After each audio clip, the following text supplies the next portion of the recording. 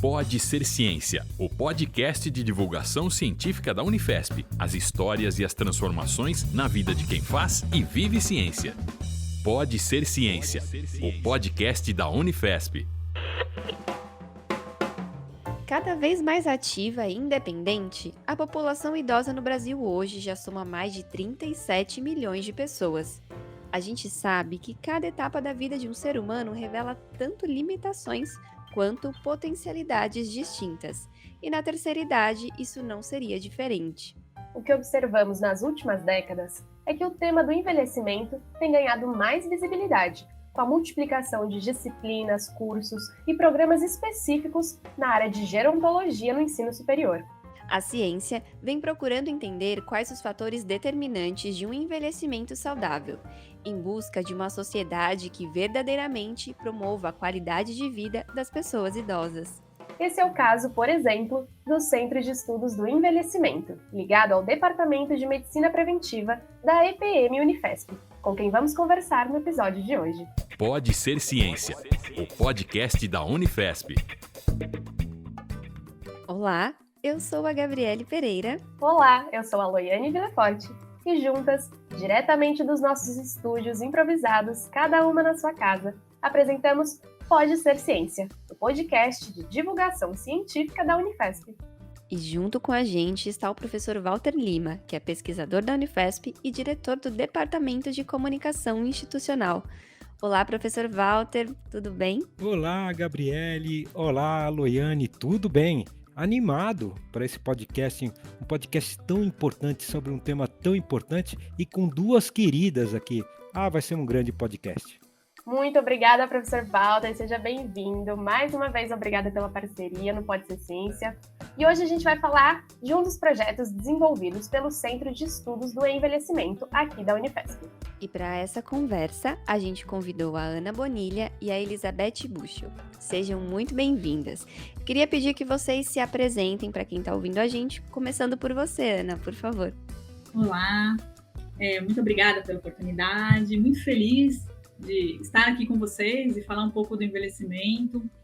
Então, eu sou Ana Cláudia Bonilha, eu sou formada em gerontologia pela primeira turma da Universidade de São Paulo, aqui no Brasil, então me formei em 2008 e desde então eu trabalho diretamente com o público idoso.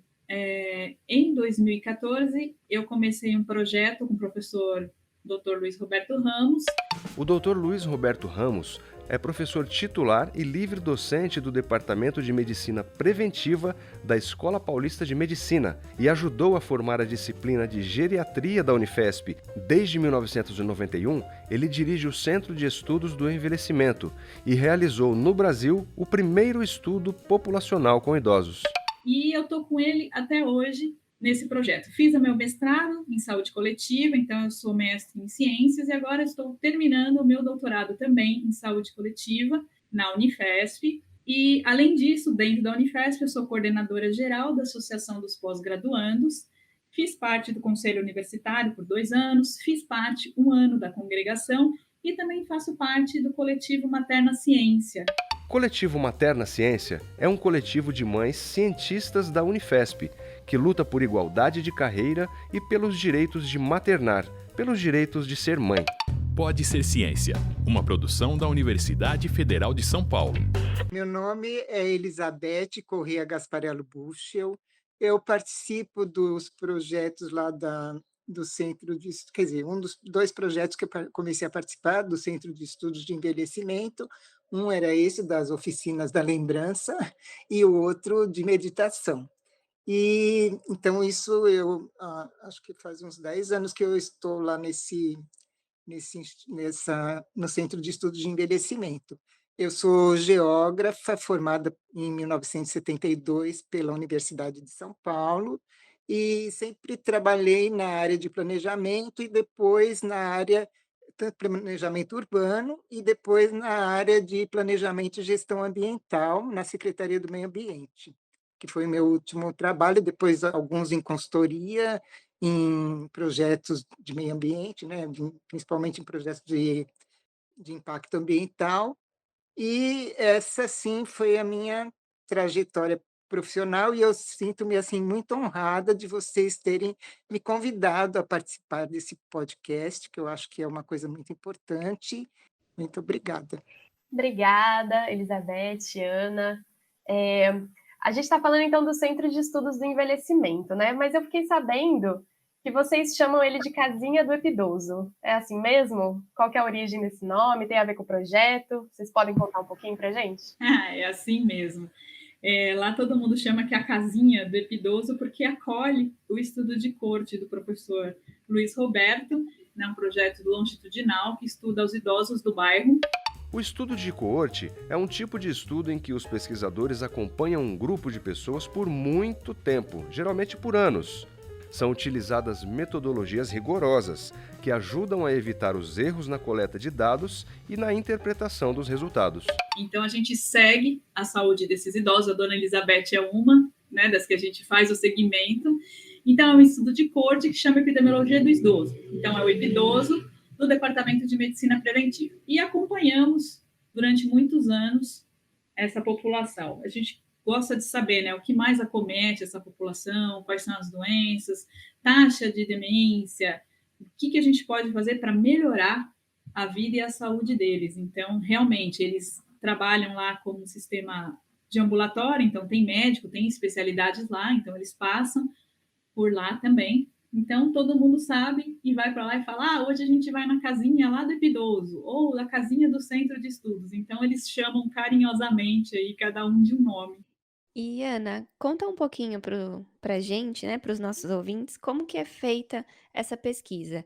Como que é feita essa seleção das pessoas idosas que vão participar do projeto? A oficina da lembrança, ela é uma oficina que, para começar, ela tem esse nome, porque eu não sei se vocês sabem que toda vez que a gente vai contar uma lembrança, guardar na nossa mente para alguém, principalmente lembranças mais antigas de infância, e a gente conta para uma pessoa, ela nunca sai igual à última vez que você contou. Então, toda vez que a gente conta alguma coisa, a gente modifica a nossa lembrança. Por que chama Oficina da Lembrança? Porque através do aprendizado dos novos jogos e aprender a mexer no computador e de algumas funções, você está criando conexões cerebrais novas, você está criando lembranças novas. Então, por isso tem esse nome, Oficinas da Lembrança. Então, esse projeto, ele é vinculado, né, como vocês sabem, ao estudo epidoso, ao estudo de corte. Então, todos os idosos que participam do estudo, eles são convidados a passar por uma bateria de exames, né, principalmente neuropsicológicos, e aí nós selecionamos para participar dos projetos. Ou esse, ou a meditação, ou o cultivo de horta, a gente tem diversos tipos de projeto. E nesse específico é isso, ter 60 anos mais, fazer parte do epidoso, não ter nível avançado em informática, porque a gente precisa que eles tenham um nível mais baixo para aprender um conteúdo mais básico, mas isso também não quer dizer que a gente vai ter um projeto um pouco mais para frente para esses idosos que já têm um nível muito mais avançado, né? A gente não pode excluí-los. O X da questão é esse, fazer parte do projeto Epidoso e você já está praticamente na portinha. Então, a gente faz um contato telefônico, faz os testes de memória, e o mais legal é que a gente mostra para eles na oficina o antes e o depois. Eles fazem o teste X, o mesmo teste depois dos 4, 5 meses de oficina, e a gente pode ver realmente a melhora deles. E, Beth, como tem sido para você participar dessa experiência? Há quanto tempo você está no projeto? Como tem sido? Conta um pouco para a gente da sua experiência. Então, eu estou nesse projeto, eu acho que entrei em 2009, se eu não me engano. Então, há mais de 10 anos, e eu achei assim tão, eu achei super interessante. Inclusive, eu tinha até me esquecido que a Ana falou que eu também participei daquela oficina de horta. Foi muito bom, assim, tudo que eu consegui, participar nesse projeto aí da casinha do Epidoso, do projeto Epidoso, foi muito interessante. Aí, com isso, também conheci outras pessoas, né, que algumas delas ainda tenho contato até hoje. A gente se comunica pelo WhatsApp, tem o grupo, mas tem algumas que eu tenho contato pessoal. E foi muito bom, e através, assim, deles, acabo conhecendo outras pessoas e outros, grupos também nessa pandemia que criaram-se outros grupos para manter a saúde mental mesmo. Então, nesse período, eu participei de um curso também tem um grupo que chama-se 60 Mais, então tinha um curso de desenho, aí continuei na meditação e tinha, que agora eu estou só em um, que é passeio cultural. É muito interessante, até posso dar a dica depois, mando para a Ana Cláudia, para quem quiser participar, do pessoal do 60 Mais, participar desse grupo é muito interessante. Nossa, tem dicas culturais, contam das viagens, sabe? É válido. Eu me sinto muito bem participando dessas atividades. Ana, eu estou aqui escutando atentamente, né, você, né, e a dona Elizabeth, né?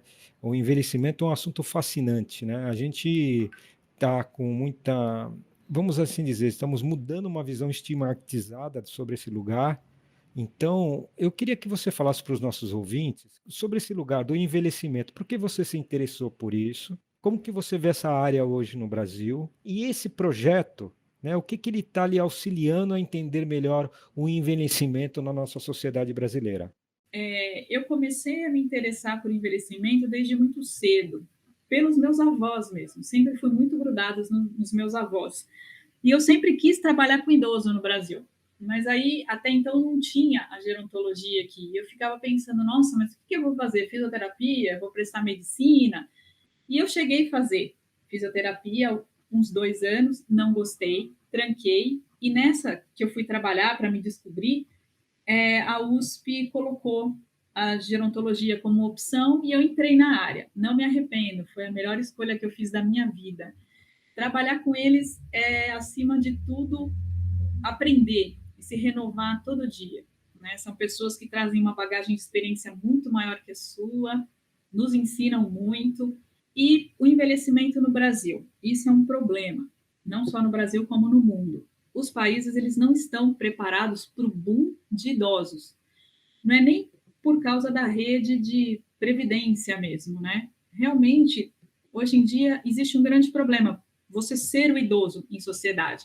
Nada é adaptado para você, né? O ônibus é difícil, as calçadas são difíceis, e isso eu não digo nem só para o idoso, porque se você arrumar calçada, a população inteira se beneficia. Transporte público, a população inteira. Eles têm problema para comprar roupa, por exemplo. Não tem roupa para eles. Eu tinha uma idosa na oficina, que ela era super pequenininha, e ela falava que o maior problema dela é que ela só achava roupa de adolescente. E aí ela não sabia nem, ela sempre mandava fazer, porque ela nunca achou roupa para ela. Então, é difícil você envelhecer, ainda mais envelhecer na era digital. Eles não nasceram na era digital igual essa população nossa. A gente ainda, eu peguei adolescente, então a gente aprende a mexer. Eles não, alguns tiveram contato no trabalho, alguns nunca tinham ligado um computador na vida, e aí vem toda aquela problemática. Então, ele vai mexer no caixa eletrônico lá do banco, é tudo digital. Ele não consegue mexer. Precisa da digital. O idoso vai perdendo a digital conforme vai passando o tempo, ele não conseguia sacar. E aí precisa sempre da ajuda de terceiro. E ainda temos um outro problema. Tentaram colocar a velhice como doença no CID-10 há pouco tempo. Né? Para você ver como é bem difícil trabalhar com envelhecimento. A gente ainda tem poucas coisas. As faculdades ainda formam poucos profissionais para a área, seja qual área for. E é bem difícil. Só que, assim, todo mundo vai envelhecer. Aliás, estamos envelhecendo a cada dia que passa. Todo mundo vai ser velho um dia. Não adianta a gente tapar o sol com a peneira, né? E com esse projeto a gente quebra muito mito. Principalmente o idoso não aprende mais, o idoso não sabe mexer no computador, o idoso tem dedo podre, já escutei isso, ele vai quebrar se ele mexer no computador.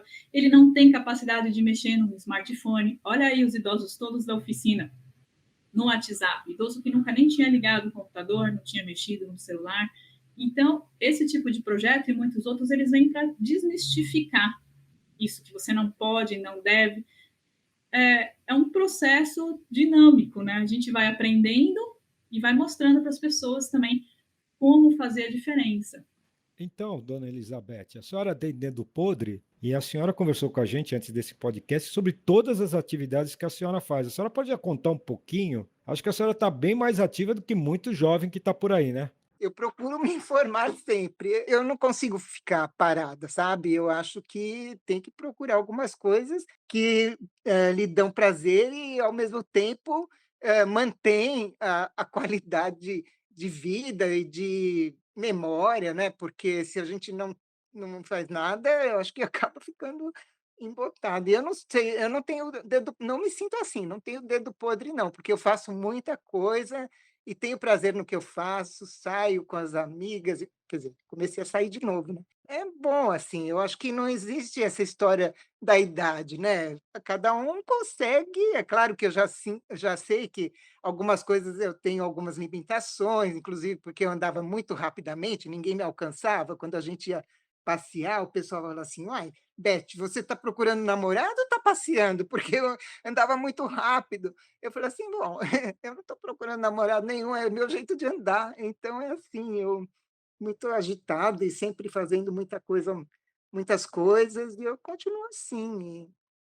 E antes eu não fazia os trabalhos domésticos, né, também até nem faço muito, porque eu tenho, graças a Deus, eu consigo pagar uma pessoa que vem 2 vezes por semana para fazer essas coisas. E aí a única coisa que eu tenho que fazer é cozinhar, mas nem sempre eu faço isso. Mas é assim, eu prefiro fazer outras coisas, ao invés de ficar aqui, dessas lides domésticas. Então eu procuro cursos, e eu procuro assim, como tem vários grupos, um indica uma coisa, outro indica outra, e eu acabei entrando nesse grupo 60 mais para fazer as aulas de desenho, para meditação e para agora esse passeio cultural, que é o grupo que eu tenho participado mais, toda segunda-feira.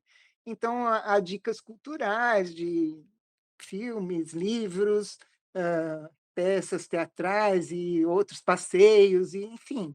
E eu vou continuando, eu não me sinto, eu já tenho 75 anos, mas eu ainda tenho bastante energia. Meus filhos mesmo falam isso, né, que muitas vezes parece que eu tenho mais energia que muita gente mais nova do que eu, mas tudo bem, enquanto eu tiver energia e vontade, mas eu acho que também é tudo muito ligado, né, a vontade de fazer, a energia, vem tudo junto, eu acho. Eu me sinto bem na minha idade. Muito legal ter esse depoimento da Beth, porque esse projeto também ele fala muito sobre inclusão, né. A gente tende a pensar na pessoa idosa como uma pessoa que ela não tem serventia, entre muitas aspas. Infelizmente é o que a sociedade acredita. E às vezes a gente não consegue lidar também com o nosso próprio envelhecimento e pensar que a gente vai chegar naquela fase. A gente sempre vê o envelhecimento como algo muito distante ou algo que nem é para nós. E ter esse depoimento da Beth é uma prova de que esse projeto ele não fala só sobre a saúde física e mental, ele fala sobre inclusão, sobre conexão, sobre essa parte de socialização, né, Ana, que também é muito importante para as pessoas idosas, para o desenvolvimento pessoal em si. Exatamente. Como a dona Elizabeth mesmo citou, eles acabam ficando amigos entre eles, porque se alguém está com uma dificuldade em algum jogo, o do lado ajuda, ó, oh, faz tal coisa, dá uma dica. Ah, vamos tal coisa. A gente já marcou de sair para almoçar todo mundo junto, então todo mundo ali acaba formando uma nova rede, né, dona Elizabeth? Uma nova rede de social mesmo. Isso é verdade, é muito bom. E além disso, ainda tem os alunos, ainda tem a troca intergeracional, tem os alunos da medicina, do curso de tecnologia oftálmica, que me ajudam como monitores, e eles têm a vivência com a molecada mais nova. Então, existe a troca, tanto ganho para eles, quanto para os meninos fazendo a graduação. É muito bom. Isso eu senti também, é muito bom mesmo ter o contato com essa nova geração, é muito, você sente que você se sente incluída mesmo, é assim que eu me sinto. Então, e eu sou casada e, por sorte, meu marido, ele é ótimo, ele também, e se envolve em uma porção de coisas, então nenhum fica tolhendo a vida do outro, sabe, assim, de fazer as coisas que gosta. Por exemplo, ele não é muito de encontrar os amigos como eu, então eu saio para encontrar as minhas amigas, ele fica em casa numa boa, aí a gente viaja juntos quando dá, não muito, nessa pandemia ficamos só em casa mesmo. Mas é assim, eu acho que uma convivência muito boa, tanto familiar, né, os meus filhos, nenhum mora mais comigo, mas a gente tem bastante contato, muito bom. É, sim, eu acho que é uma vida boa. Eu classifico a minha vida como boa. Dona Elizabeth, vamos contar um pequeno caos aí. Eu convenci o seu marido a fazer oficina, lembra? Ah, foi! Danado. Ele foi. Ele não é muito chegado, mas ele foi. E não Também foi. faltou uma aula. Então, mas foi bom mesmo. Mas depois com a pandemia, né? Ele não faltou mesmo. E foi o aluno mais aplicado para aprender a desenvolver jogo. É verdade. Mas é porque é isso, né, sou formada na área de humanas e ele é economista, então ele tem esse outro raciocínio aí. Meu filho participa de um projeto lá, e a gente ajudou, eu no texto para ele apresentar na empresa onde ele trabalha, e o Júlio nas tabelas, nos cálculos, aí o pessoal: "Nossa", do trabalho dele: "Nossa, mas que coisa bem feita", né. Ele falou assim: "Ah, é que eu conheço um economista muito bom", o meu filho falando, né, que é do pai dele. Mas é assim, né, a gente vai levando, cada um na sua especialidade e vamos tocando a vida. Eu acho que é muito bom tudo isso que está acontecendo. Muito legal ver essa experiência, né, esse caos. E pelo que eu entendi, então, o projeto ele começou jogando, né, participando ali dos jogos, e depois foi se pensado em produzir, os próprios idosos produzir, fazer a programação. Foi isso mesmo que aconteceu? Como que despertou essa ideia, né, de inserir outra atividade na programação? Foi isso mesmo.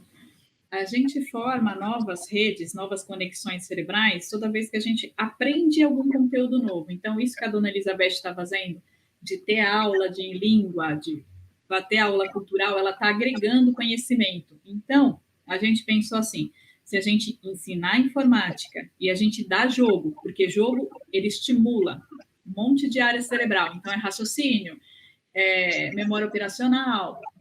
Se eles desenvolverem o próprio jogo, a gente pensou, eles vão ter um salto muito maior de estrutura cerebral para evitar que um dia eles possam ter algum problema de memória grave e isso se tornar uma demência mais para frente. Então, a gente quis dar uma aditivada mesmo. E todo mundo fala, não, imagina, até parece que idoso aprende a jogar. Aprende. Idoso aprende a desenvolver o jogo. Aprende. Eles fazem coisa que eu não faço hoje em dia no computador. Isso é muito legal. Pelo que deu para perceber, esse projeto ele era muito presencial, né? Contava muito com a presença dos idosos na universidade, eles se ajudavam. E como que foi durante a pandemia? Teve como esse projeto continuar acontecendo?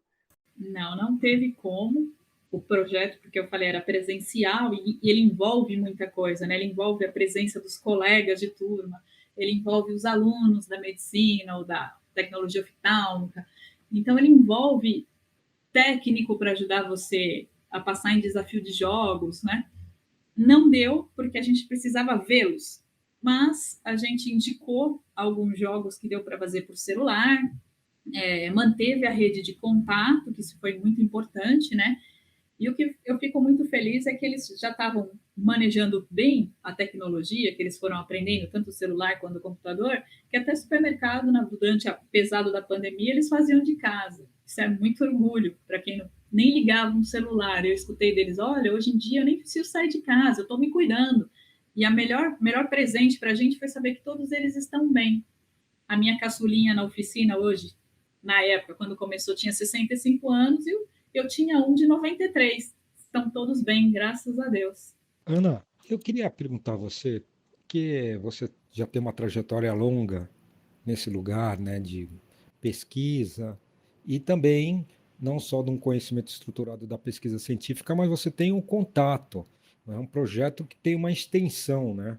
E esse é o objetivo desse podcast, mostrar como a universidade, principalmente a Unifesp, tem tantos projetos de extensão, tantos projetos e serviços que atendem a comunidade e o seu entorno dos seus campi. E eu queria saber de você a importância disso para a sua formação e a importância da universidade nesse lugar. Porque eu estou sendo aqui bem específico na questão hoje que o idoso virou também um público-alvo para a venda de produtos, né? A gente liga a televisão, principalmente naqueles programas de tarde, né? Uma série de publicidades para atingir idosos, prometendo uma série de benefícios com pílulas ou processos milagrosos, né? E eu queria que você falasse um pouco disso, da importância de uma universidade pública do porte da Unifesp estar nesse assunto, estar produzindo conhecimento nessa área estruturado, mas também realizando esse projeto na forma de extensão. Qual a importância disso, primeiro, para a gente como pesquisador? Eu acho que quando a gente, e o professor, vou até citar agora, o professor Paulo Schor fala muito isso. O Dr. Paulo Schor é professor associado e livre-docente do Departamento de Oftalmologia da Escola Paulista de Medicina. Atualmente, ele é diretor da AGITS, Agência de Inovação Tecnológica e Social da Unifesp. Quando você faz um mestrado, você faz um doutorado, você está na pesquisa, você está respondendo uma coisa para você, mas você tem que devolver isso para a sociedade, porque você pesquisa para eles, você tem que se sentir bem, isso tem que ser útil para você e para a sociedade. Então, assim, esse projeto, ele é pensado para os idosos, e também, mais para frente, com certeza, a gente pode abrir para outros públicos-alvos. A Unifesp, principalmente onde eu estou, no Campo São Paulo, não é como uma cidade universitária, né? A gente tem o hospital, tem o núcleo, tem a reitoria longe, as casinhas todas separadas, e a gente tem uma comunidade muito ativa em volta. Então, por que não abrir as portas da universidade, que é uma universidade pública, para as pessoas virem, para as pessoas se empoderarem dos conteúdos que a gente produz, que são para eles. E a gente ganha muito com isso, porque a gente não fica fechadinho no escritório produzindo um conteúdo científico, apenas lendo. Não, a gente pratica, a gente vê. A gente vê o crescimento deles e a gente vê o nosso. E isso que o professor falou, do idoso hoje em dia ser alvo de muita publicidade, é verdade. Eles descobriram que o idoso ele é um público que tem poder aquisitivo. Né? Antes não, antes ele ficava lá, jogado, mas hoje em dia não. Olha, ele compra convênio, ele compra isso, ele compra remédio, e as pílulas mirabolantes, né, que fazem você não perder memória, e o colágeno, e isso e aquilo. A indústria, esse é outro problema, a indústria anti-envelhecimento ela é muito forte, né? A indústria que nega o envelhecimento. Então, esse aqui, se você passar no rosto, você vai envelhecer mais devagar, esse aqui você vai durar mais. E isso é o que eles focam na TV, que realmente, infelizmente, a gente tem. E outra, os projetos de extensão envolvem alunos da graduação. Esse aluno da graduação que tem contato com o público muito antes dele se formar, ele é um aluno muito mais humanizado quando ele se forma. Ele sabe muito mais tratar um indivíduo, tratar uma pessoa com respeito, ele cresce como ser humano. Então, no projeto de extensão, todo mundo ganha. Por isso que a universidade, ela realmente tem que investir muito em projetos de extensão. E a comunidade sempre abraça a gente, que é uma delícia. Acho muito importante essa sua fala também, Ana. Com esse podcast, a gente tem justamente esse objetivo de mostrar a importância dos projetos de extensão e como eles beneficiam não só a sociedade, como também as pessoas que fazem parte, que fazem esses projetos acontecerem. Todos nós lidamos com pessoas e realmente esse tratamento mais humanizado que a universidade proporciona é fundamental na transformação em como esse profissional vai ser após ele se graduar e como que as pessoas, a sociedade recebe também esse tratamento, porque a universidade ela está a serviço da sociedade. Então, é uma troca muito importante e que a gente tenta em todos os episódios enfatizar aqui para os nossos ouvintes como a universidade pública, a Unifesp principalmente, atua em várias frentes e atinge várias pessoas diferentes. Né? Desde o primeiro episódio a gente conseguiu entender que a Unifesp ela é aberta e ela está trabalhando junto com várias pessoas diferentes, desde crianças às pessoas idosas em várias áreas do conhecimento. É muito legal a gente ter vocês aqui para vocês darem esse testemunho, que eu acho que é o que mais conta para as pessoas, é ouvirem outras pessoas dando os seus testemunhos e falando como a universidade tem transformado a vida de tantas pessoas. É muito legal porque a gente teve um outro episódio, né, em que a gente estava falando de desenvolvimento de jogos, né, de games, na questão da inclusão, da acessibilidade, né, para incluir estudantes do ensino fundamental ali, que não são ouvintes em como inserir o letramento em Libras e tudo mais. E agora a gente está falando de uma outra inclusão digital também, ali na outra ponta, que é a questão do idoso, dessa inclusão também, e não só de jogar, né, mas o desenvolvimento do jogo eu achei sensacional, essa ideia e essa explicação que a Ana trouxe, que é assim, fundamental, da gente entender que não tem um período que para, né, de conseguir se desenvolver mentalmente, produzir novas coisas, ter novos interesses. Acho que a Beth estava falando também dessa coisa de criar novos interesses, né, como geógrafa formada, trabalhou muitos anos na área, mas tem desenvolvido aí outros cursos, outras ideias, e acho que a gente podia falar disso também já, né, pensar no que a gente comentou com vocês de uma dica cultural. A Elizabeth, eu sei que tem uns cursos para falar para a gente, e a Ana também. Elizabeth, se você quiser comentar um pouco de uma dica cultural para a gente, depois a Ana. O que eu estou fazendo, assim, que me agrada mais agora, é esse grupo do passeio cultural, que é nesse grupo 60 a mais, que eu até acho que valeria a pena eu mandar para a Ana, para ela distribuir, né, com esse grupo. Algumas pessoas eu falei, mas não coloquei no grupo que a gente participa, desse grupo da informática, mas posso até colocar, que esse grupo é muito interessante, porque passeio cultural envolve tudo, né? Envolve a cultura assim intelectual, como a cultura de passeios, de museus, de conhecer museus, porque muitos conhecem, outros não, então eles é muito bom. Eu me identifico muito com esse grupo, eu gosto muito. Agora, o outro são esses de línguas, né? Porque esse de italiano que eu fiz, enquanto eu fiz eram 4 aulas gratuitas, mas como eu já tinha estudado italiano em outra época, foi muito bom para dar uma retomada. O outro, que era o francês cultural, também é disponível. Agora, eu procuro esses que são gratuitos, então fico... Sempre alguém indica. Os que eu tenho para indicar foram esses, mas o que vale a pena é participar desse grupo do WhatsApp que é Passeio Cultural. Muito bom. Eu indico mesmo é isso. Agora, eu adoro cinema e ainda não retomei, né? A ida aos cinemas, mas aí eu vejo filmes, geralmente, em várias plataformas. Aí também a primeira saída que eu fiz foi de visitar a exposição do Portinari. É interessante essas coisas, de não parar no tempo, né? De procurar coisas que dão prazer e te fazem crescer em todas as formas. Bom, a minha dica eu vou deixar principalmente para os idosos. Eu sei que muitos deles vão escutar, né, dona Beth, que a gente vai fazer todos os idosos receberem esse podcast. Existe uma empresa aqui no Brasil que trabalha com desenvolvimento de jogos para idosos. A gente tem muito aplicativo de fora, né, mas esse que eu vou indicar é para quem quer treinar a memória, serve para a gente também. Lembrando que a memória, a falta de memória, ela não é uma exclusividade do idoso. Duvido que não tenha alguém aqui que vai no mercado comprar um café, volta com tudo e esquece o café. É um aplicativo chamado Cérebro Ativo, da International School of Game, da ISGame. Ele é gratuito e ele tem diversos jogos, inclusive os jogos que eu uso nas oficinas para estimular os idosos estão dentro desse aplicativo. Então fica aí a dica, é uma dica para aqueles momentos de lazer mesmo, para quem quer baixar ou no tablet ou no celular e se divertir um pouquinho, né? Sair um pouquinho desse boom de pandemia.